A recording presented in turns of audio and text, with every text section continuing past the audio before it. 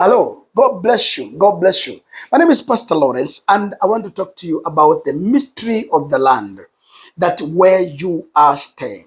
Do you know that apart from you being the land, and as I said, I'm being the ground, but do you know you can be in a ground that has either a ground that can reject, can also resist, can also swallow, and also can stop listening to you? Do you know the ground has four levels of life? One, the ground has the womb. It can swallow and it can also vomit at the same time. A ground has ears to hear. And that ground, when it has a ear to hear, it can hear any type of the voice. That is the first thing that you must understand about the land. And you know, the land can be either, there are two things that are happening, for example. In the land that where you are and where you're staying, it can have two things at the same time or one of the same. One, the land can be polluted and the land can be defiled. You know, many times we just we integrate on the two words that the land can be can the land can be polluted, particularly in this part of Africa. I'm sorry to say this, and it's a reality of life that in Africa the land has been polluted in many ways. Number one, the land has been polluted in this part of Africa because of the shade of sorry, because of the shedding of innocent blood. Looking from everywhere in the entire of Africa, the civil wars, the chaos, people, children, widows, people dying every day. Then when the blood drops at the ground, and then you remember it always corrupt, and I mean it pollutes the land.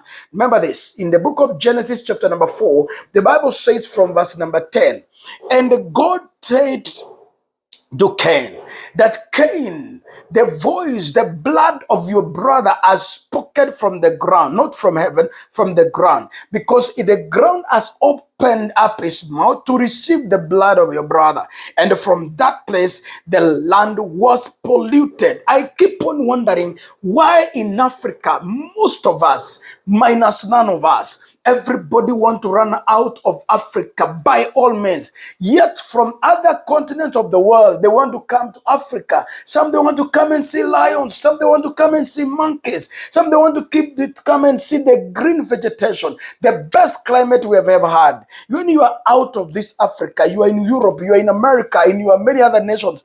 I can tell you for free, for those ones who have never traveled there, they will never know the condition of the climate of those places. Sometimes they are very unfriendly, very unfriendly. The times of winter, it's too bad and very bad, and you cannot be able to stay there. In Africa, we have a moderate climate.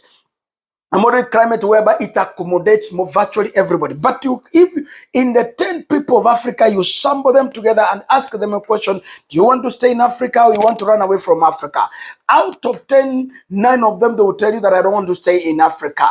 But if you find a young people, if you get the young people from even age 50 down to 1, and you ask them that general question, they will tell you they want to run away from Africa because of one reason. They say there's no opportunities in Africa. They say in Africa there's a bad place to stay. But you can imagine what you can call about the place where we have the moderate climate that is helping us.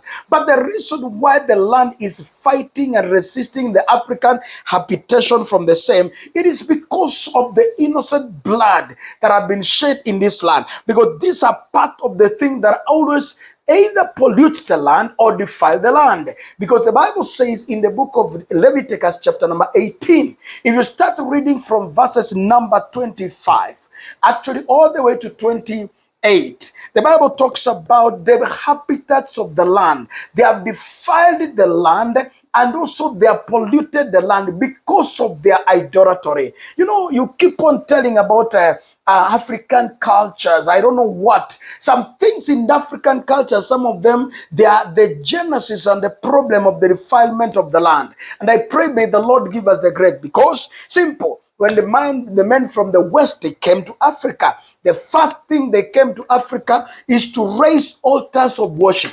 And I pray that every individual kindly Not look at the best of the land, but look at the altars of the place where they worshipped their God. Deuteronomy chapter number 12 from verse number 1, the Bible says, before you settle in that land, the first thing, first of all, you must look at that land is their place of worship. And when they were worshiping the place of worship, which kind of God were they worshiping? Because when the land is defiled within the continent, and even within the area, even where you come from, even where you are born, when the land is defiled, you know what happened? Sorry. When it happened, when the land is defiled by idolatry, the land is defiled by idolatry by inviting some demonic, foreign, satanic gods that are fighting in control of the land, that they take away the control of God. Remember, Abraham, when he came out of his father's house, the first thing he addressed was the altar.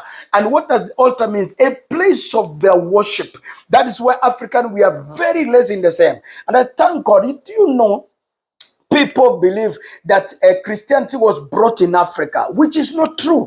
If it was brought in Africa, and when Jesus Christ, a Christian Christ himself, stayed in Africa, Moses, the man who was carrying the Ark of the Covenant, he stayed in Africa. He married in Africa, and he became more of an African because he married from Africa, and that was Moses. So Christianity was not brought, but after some times, the African, instead of worshiping a true God of Israel, the true God of heaven, they started introducing them idolatries in Africa and invited demonic altars in Africa, which defiled the land. And when they defiled the land, and then the Bible says from that time, God obviously, he moves out of those places, and they leave themselves, and they started fighting themselves alone. That's why in Africa, people are crying, and I pray and I bleed with our African leaders. May God give you grace, that may African leaders, before you continue demarcating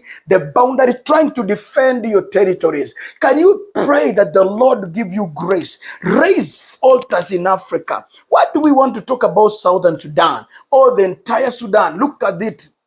A place where they have oil, a place where there are wells of oil, but the poverty in that land. Where do we want to talk about Congo? A place where there's some over minerals and upon minerals in Congo, where they say, I don't know how true it is, but I've never known, but I've read it. They say even the iPhone can never be iPhone until the minerals from Congo are done and brought into those iPhones, and yet we buy them very expensive. And even in any case you go to Congo, you can never find a Congolese. I mean, out of 100 Congolese or 1,000 Congolese, the probability to find 200 Congolese having iPhone is very low. Why? Because of them idolatries in that land, shed of innocent blood, civil wars, people fighting, and they're making the land become defiled. I pray that the Lord give you grace and release this African part of it. And the Lord bless you. Shalom. My name is Pastor Lawrence.